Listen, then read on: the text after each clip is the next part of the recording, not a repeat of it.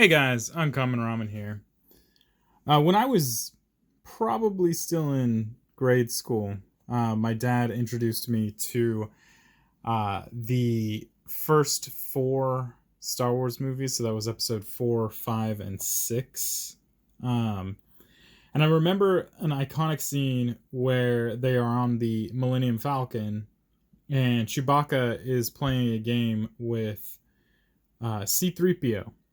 And C3PO is winning at the cost of his own mortality. um, and I always wondered what that game was. It looked really interesting. It had a round board and it had a similar setup like checkers, but was not checkers or chess. And I never thought that anything would come of it. But, you know, as Star Wars has kind of stood the test of time, obviously that means that us nerds, as we grow up, start to make things that we all originally wondered what they were. And here, this is a wooden board of that particular game, which was called Dejarik. Yes, that is a D. As much as anybody would try to contest that, that is definitely a D. Dejarik. So the game that they were playing was called Dejarik. This particular board was something that I found at Disneyland, and I've not been able to find it anywhere else. I actually went to shopdisney.com to see if I could find it on there, and I may have been maybe just not looking in the right place, but I couldn't actually find it on shopdisney.com. So it was very interesting. You may have to actually go to Disneyland to pick it up, but it is super cool. We have this nice, and when I say wooden, this is actually wood, like real wood. So we're going to take a look at what we got here, because it's actually more than meets the eyes. And we'll go into some explanation here. Not too much, because I've never actually played the game, but I have read the rules. So we got the Dejarik board game rules right here, which you can find in Disneyland's Galaxy's Edge. And you can just see right here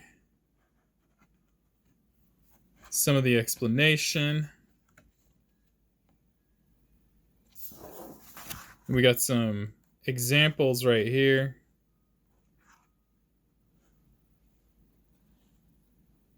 Some important information. On the back, we actually have an instruction for checkers. And when I had originally purchased this, and I was looking at the, or I guess I was opening it up and whatnot, I couldn't figure out why there was instructions for chess or checkers. But as it turns out, the board itself actually comes up, and there's a second side to it, which is a checkers board. And ironically, if you had the pieces of the right size, you could play chess on this as well. And it does come with checkers pieces in the Imperial side of things. So we got ourselves some black Imperial pieces. And then we have what would have been the red pieces, but in this case are more of a brownish color for the Rebellion side. So, you know, our epic struggle of chess. So that is, I'm going to put this guy in and then show the board from a top view. So it does come with a checkers board as well. So if you want to sit down and play checkers, boom, you have a board available, as well as, obviously, your Dejarik board. But really quickly, I wanted to just kind of go through the craftsmanship here. So this is actually real wood. This part right here, this bottom half, is super thick. And while you could tell that it's not perfectly round, because we got overlapping edges. Oh, hold on. Let me see if I can get a focus. This drives me crazy. Get a focus? Okay, there we go. You can see the overlapping edges in some part, and then you can see how it shores up in certain areas, like right here, where you got a really good shore up on the edges. So this piece that's right here on the bottom Let me see if I can get another focus. Come on. Hello? There we go. You can see that it is one actual real piece of wood, and I was really surprised about that, especially considering that the price point for this game was actually only $50. And there are games right now that come in much lower quality that are far more expensive than this. And, you know, for something where we're getting real wood, so we're going to talk about, I don't know what happened there. Hello? Why is that messing? Okay, there we go. So we're going to talk about that. I'm sorry about the focus here. I'm trying to do this with one hand, and it's actually pretty difficult considering how heavy this board is. And that's another thing. This board is actually very heavy. So, you know, it's an indication that this is actual real wood and not just some particle board or some fake representation of wood. This is actual real wood. Okay, so I'm going to put the board back in here because obviously what we want to see here isn't necessarily the board so much as the pieces, because it does come with the traditional pieces for a game of Dejarik. So we're going to take a look at these guys right here. So right here, this is the red team Brute class piece, and this is the Kintan Strider.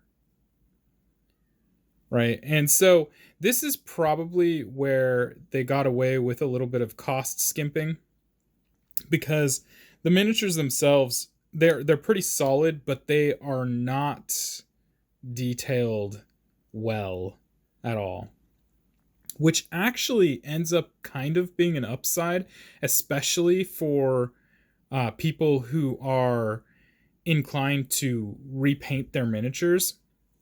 Because this gives you an opportunity, basically a blank slate, to kind of make it as detailed as you want. The base you're probably gonna want to steer clear of, because the base is the only way you can tell the difference between the red team and the blue team.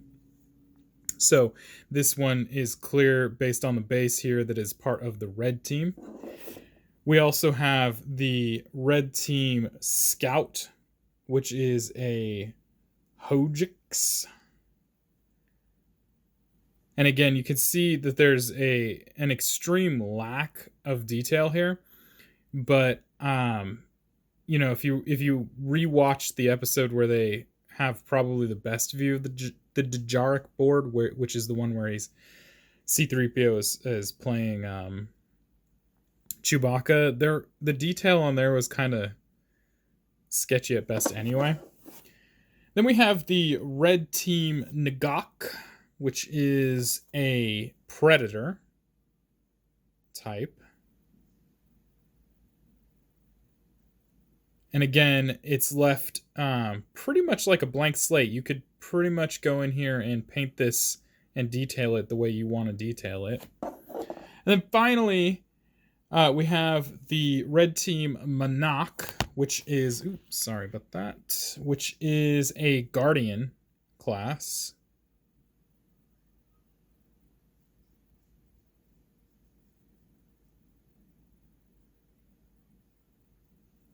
There's some, you know, tiny quality issues here where you can kind of see the seams right here. But again, if you're going over this and painting it for extra detail, you're going to probably manage to get those out of there. So that's the red team. Now, the blue team has all of the same classes, but they're different creatures. So we have the blue team Brute here, and you can see by the base here that this is the blue team and not the red team. So that's how you can tell the difference between the teams. The blue team Brute is a Mantilian Savrip, and he just looks like a big beastie. Again, it looks like it was, they do this good job of making it look handcrafted, with like the almost whittled edges and whatnot. So it looks like it was crafted from wood. Following that, we have our blue team Scout, which is the name of this is GHHHK, so I'm just going to go ahead and say Gook, for lack of better ways to describe this guy. So this is the blue team version of the Scout. And aside from obviously the color differentiation in the main body of the miniature, it is still relatively undetailed. And then up next we have the blue team Predator, which is the Chlor Slug.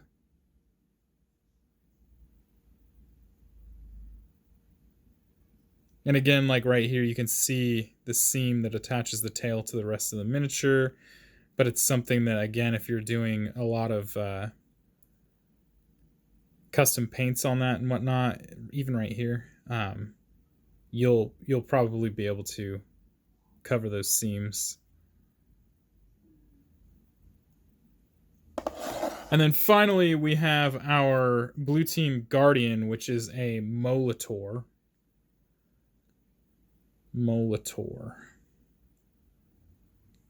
And he just looks like a fly with no wings and very long arms. So that is the blue team Molitor. And in case you were wondering where I got these names, they included a cheat sheet for them. A crib sheet, if you will, that shows all of the red team and the names, as well as all of the blue team and the names. And more importantly, it shows the move diagram and the attack diagram, so you know how they move on the board. Okay, so I'm going to keep that on there real quick so that if you want to pause, you can definitely see what we're looking at here. And then right here, you can see this as well. And then we'll flip this over on the back. There's nothing to see. There will be 2 of these sheets, and they are exactly the same. And despite the fact that the creatures themselves have different names, they fall under the same classes. So the Molitor and the Monarch are both Guardians. The Guk and the Hojiks are both Scouts. The Chlor Slug and the Ngok are both Predators. And the Mantilian Savrip and the Kintan Strider are both Brutes, which means they follow the same movements as each other, which keeps the game balanced. The final thing I wanted to do was just kind of take a look at the board in general. I'm not going to go into a huge rules explanation, but what I wanted to point out were some small things. Like, for instance, this little center circle right here, this is a no man's land. You cannot move here.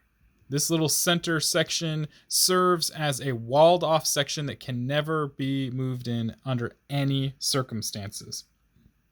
When you set up the board, your characters are going to be, your pieces are going to be on exact opposite sides, and this is not the way it's set up. I'm just kind of doing a quick reference here.